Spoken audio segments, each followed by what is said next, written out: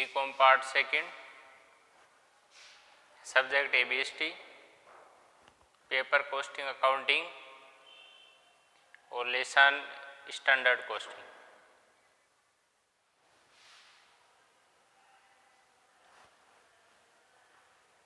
इसमें अपन आज क्वेश्चन नंबर 1 करने जा रहे हैं। क्वेश्चन नंबर 1 अपन ने पहले छोड़ दिया था, उसको आज कर रहे हैं। वो इसलिए क्योंकि इसके अंदर सिंगल मटेरियल है, मतलब ऐसे नहीं है मटेरियल जैसे A मटेरियल, B मटेरियल, फिर C मटेरियल, ऐसा नहीं है।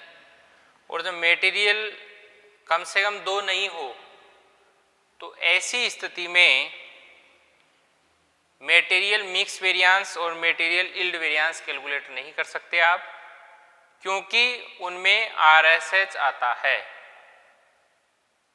RSQ लेबर में आता है RSH, मटेरियल में RSQ रिवाइज्ड स्टैंडर्ड क्वांटिटी।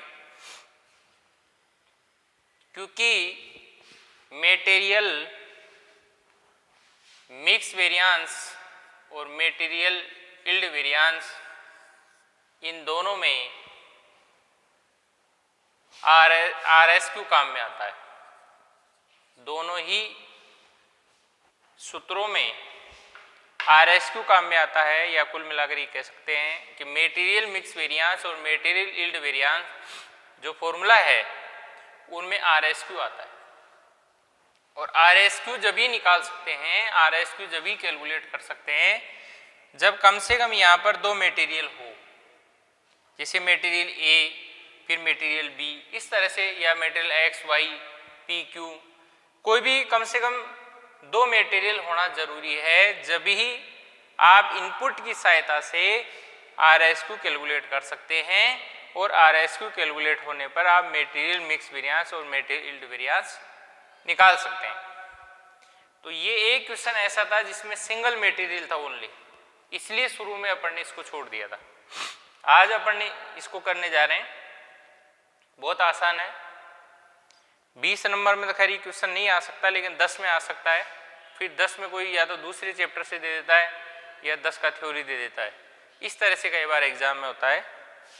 तो मटेरियल मिक्स वेरिएंस और मटेरियल यील्ड वेरिएंस नहीं करेंगे, क्योंकि RSQ इस क्वेश्चन में कैलकुलेट नहीं हो सकता है, क्योंकि उसके लिए कम से कम डबल मटेरियल चाहिए, कम से कम 2 मटेरियल चाहिए उसके लिए। चलिए अपन एक बार क्वेश्चन रीड कर लेते हैं।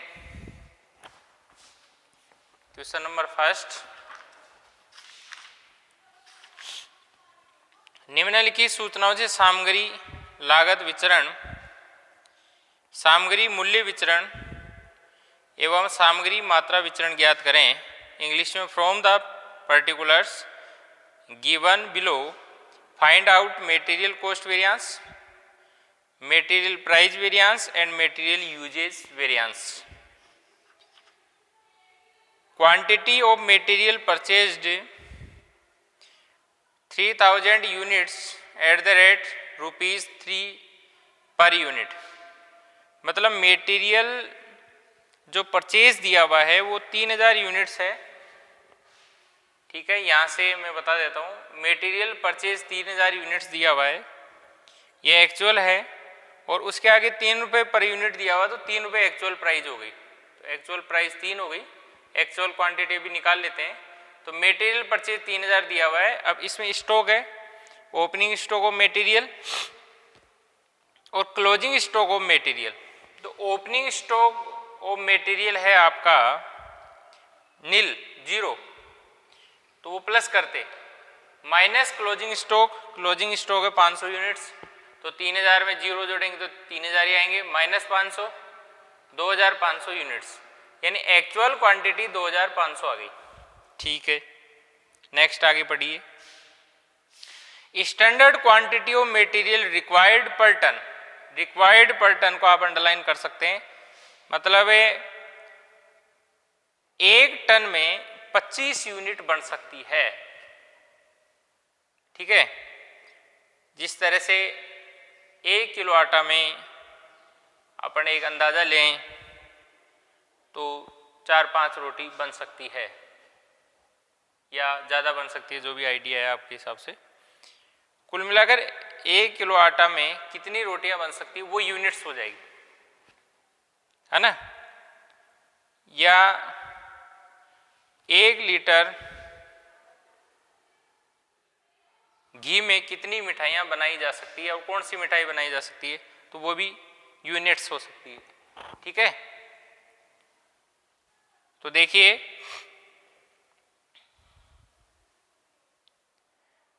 तो पर यूनिट पर टन 25 यूनिट बना सकते हैं, तो ये 80 टन यूज कर रहा है प्रोडक्शन में। नीचे लिखा हुआ है finished production during the year 80 ton.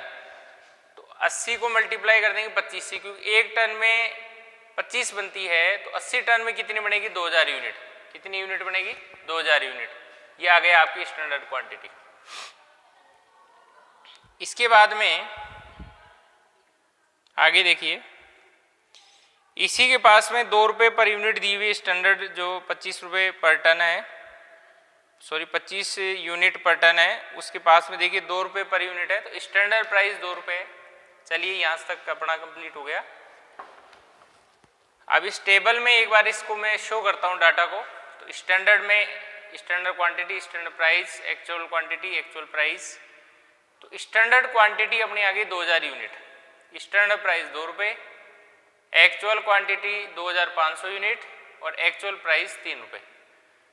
अभी मैंने आपको बताया कि इसमें सिंगल मटेरियल है, जिसे नाम भी नहीं दिया है मटेरियल, ये ए है, बी है, सी है, क्या नाम है, लेकिन सिंगल मटेरियल है, इसलिए आरएसक्यू नहीं निकल सकता। और आरएसक्यू नहीं निकलेगा तो मटेरियल मिक्स वेरिएंस और मटेरियल यील्ड वेरिएंस कैलकुलेट नहीं हो सकता, क्योंकि उन सूत्रों में आरएसक्यू आता है। और आरएसक्यू जब तक नहीं निकलेगा जब तक कम से कम 2 मटेरियल नहीं हो, ठीक है। आगे बात समझना। और 2 मटेरियल का जोड़ करके फिर जो इनपुट आता है उसकी सहायता से अपन आरएसक्यू निकाल सकते हैं। इस सवाल में अपन आरएसक्यू भी नहीं निकाल सकते और मटेरियल मिक्स वेरिएंस और मटेरियल यील्ड वेरिएंस भी नहीं निकाल सकते, और नहीं इसने पूछा है।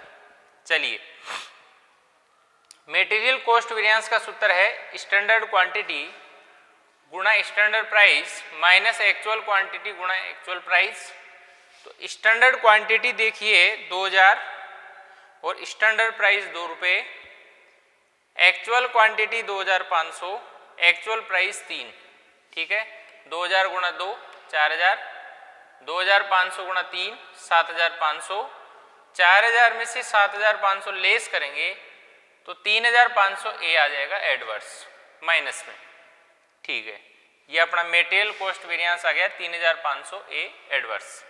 नेक्स्ट देखिए, मटेरियल प्राइस वेरिएंस का फॉर्मूला होता है एक्चुअल क्वांटिटी गुणा standard price minus actual quantity गुणा एक्चुअल प्राइस, ठीक है। इसमें स्टैंडर्ड प्राइस है, उसमें एक्चुअल प्राइस है। तो एक्चुअल क्वांटिटी है अपनी 2500, एक्चुअल क्वांटिटी दोनों में 2500, स्टैंडर्ड प्राइस अपनी 2 रुपये आ जाएगी, और एक्चुअल प्राइस अपनी 3 रुपये आ जाएगी, ठीक है। 2500 गुणा 2 5000 माइनस का माइनस, 2500 गुणा 3 7500, 5000 में से 7500 लेस करेंगे तो माइनस में 2500 आएंगे, तो मटेरियल प्राइस वेरिएंस 2500 ए आ गया adverse. Next, material usage variance का जो सूत्र होता है स्टैंडर्ड क्वांटिटी गुणा standard price minus actual quantity गुणा स्टैंडर्ड प्राइस।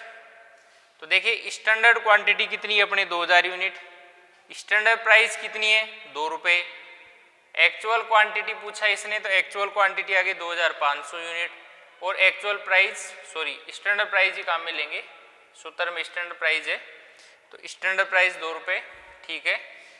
तो 2000 गुणा 2 4000, 2500 गुणा 2 5000, 4000 में से 5000 लेस करेंगे तो 1000 माइनस में आएगा, तो यहाँ लिखेंगे 1000 एडवर्स। वेरिफिकेशन लास्ट में मैंने हर सवालों पहले बोर्ड पे जगह नहीं हुआ करती थी, और शुरू के सवालों में मैंने आपको वेरिफिकेशन बताया भी था, लेकिन फिर क्या है कि इतनी जगह भी नहीं होती थी, बड़ा सवाल होता था, इसलिए मैं आपको बीच बीच में बोलता रहता था कि कोई भी एग्जाम्पल, कोई भी क्वेश्चन हो उसमें आपको लास्ट में वेरिफिकेशन करना है। और इसमें आज फिर से मैं आपको वेरिफिकेशन करके बता रहा हूँ कि क्योंकि मटेरियल कॉस्ट वेरिएंस के दो पार्ट होते हैं, मटेरियल प्राइस वेरिएंस और मटेरियल यूजेज वेरिएंस। तो मटेरियल कॉस्ट वेरिएंस कैसे वेरिफिकेशन होगा? Material price variance plus material usage variance.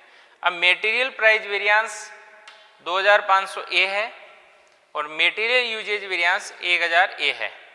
तो 2500 ए प्लस 1000 ए 3500 ए हो जाएगा और बिल्कुल मटेरियल कॉस्ट वेरिएंस 3500 ए ही है। बिल्कुल अपना सही है, वेरिफिकेशन भी हो गया। ठीक है, इस तरह से ये अपने क्वेश्चन कंप्लीट हुए। ठीक है, और आप एग्जाम्पल्स भी साथ में करें और क्वेश्चनों को दोबारा रिपीट करें। ठीक है, तो बिल्कुल आपको चैप्टर आएगा, इसमें कोई भी दिक्कत वाली बात नहीं है।